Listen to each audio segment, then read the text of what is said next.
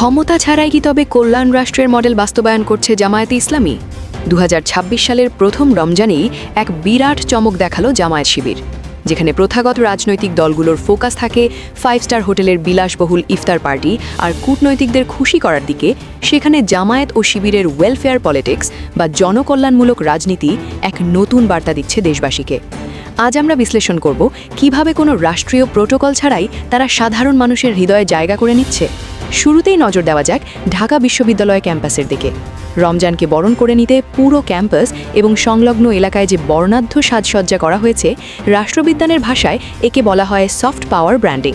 কোনো পেশিশক্তি বা উস্কানোমূলক স্লোগান নেই, কেবল উৎসবের আমেজ দিয়ে সাধারণ শিক্ষার্থীদের মনে একটি ইতিবাচক জায়গা তৈরি করা হচ্ছে।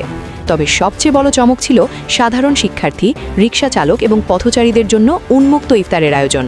বর্তমান আকাশছোঁয়া দ্রব্যমূল্যের বাজারে যখন একজন সাধারণ মানুষের জন্য মানসম্মত ইফতার জোগাড় করা যুদ্ধের মতো, ঠিক সেখানেই হিল করেছে শিবিরের ওয়েলফেয়ার উইং। কোনো লিফলেট বা বক্তৃতা ছাড়াই তারা ক্ষুধার্ত মানুষের পাশে দাঁড়িয়ে যে আত্মিক সম্পর্ক তৈরি করছে, তা যে কোনো রাজনৈতিক ভাষণের চেয়ে হাজার গুণ শক্তিশালী। শুধু ছাত্র শিবির নয়, জামায়াতে ইসলামীর মূল দলও এবার দেশজুড়ে বড় পরিসরে মাঠে নেমেছে। তারা সমাজের ছিন্নমূল ও চরম দুস্থ পরিবারগুলোকে টার্গেট করে পুরো এক মাসের খাদ্য সামগ্রী বা রমজান রেশন পৌঁছে দিচ্ছে। পলিটিক্যাল ইকোনমির ভাষায় একে বলা হয় মাইক্রো লেভেল ওয়েলফেয়ার। যখন একটি পরিবার নিশ্চিত হয় যে আগামী 30 দিন তাদের খাবারের চিন্তা নেই, তখন সেই সংগঠনের প্রতি তাদের এক ধরনের নিঃশর্ত আনুগত্য তৈরি হয়। জামায়াতের এই সুশৃঙ্খল নেটওয়ার্ক প্রমাণ করছে যে ক্ষমতায় না থেকেও যদি মানুষের মৌলিক চাহিদা পূরণ করা যায়, তবে তারা ক্ষমতায় গেলে প্রকৃত কল্যাণ রাষ্ট্র গঠন করতে পারবে। আকাশের দিকে তাকিয়ে হাঁটলে মাটির পাথর চোখে পড়ে না। আমাদের দেশের অধিকাংশ নেতা যখন এলিট শ্রেণীর দিকে তাকিয়ে রাজনীতি করেন, জামায়াতের আমির তখন মাটির মানুষের দিকে তাকিয়ে এক নতুন বার্তা দিলেন। এবারের রমজানের সবচেয়ে বড় রাজনৈতিক ও মনস্তাত্ত্বিক মুভটি দিয়েছেন স্বয়ং জামায়াতের আমির ডাক্তার শফিকুর রহমান। প্রথাগত রাজনীতির ব্যাকরণ অনুযায়ী প্রথম রোজার ইফতার হয় বড় কোনো হোটেলে কূটনৈতিকদের নিয়ে, যাকে বলা হয় ইফতার ডিপ্লোমেসি।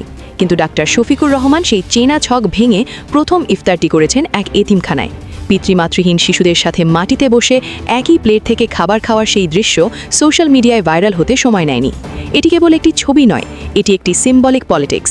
তিনি সুকৌশলে দেশের মানুষকে বোঝাতে চাইলেন যে জামায়াতের কাছে ভিআইপি হলো দেশের এতিম ও সাধারণ মানুষ, কোনো বিদেশি কূটনৈতিক বা এলিট শ্রেণী নয়।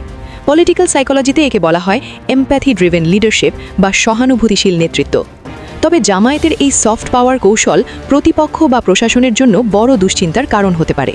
যদি এই জনকল্যাণমূলক কাজগুলো সাধারণ মানুষের মাঝে জামায়াতকে তুমুল জনপ্রিয় করে তোলে, তবে ভবিষ্যতে প্রশাসনিক বাধা বা আর্থিক চ্যানেলগুলো বন্ধ করে দেওয়ার মতো ঘটনা ঘটতে পারে, যেমনটি আমরা বিগত বছরগুলোতে ঢাকা বিশ্ববিদ্যালয়ে ইফতার মাহফিল নিষিদ্ধের ক্ষেত্রে দেখেছিলাম।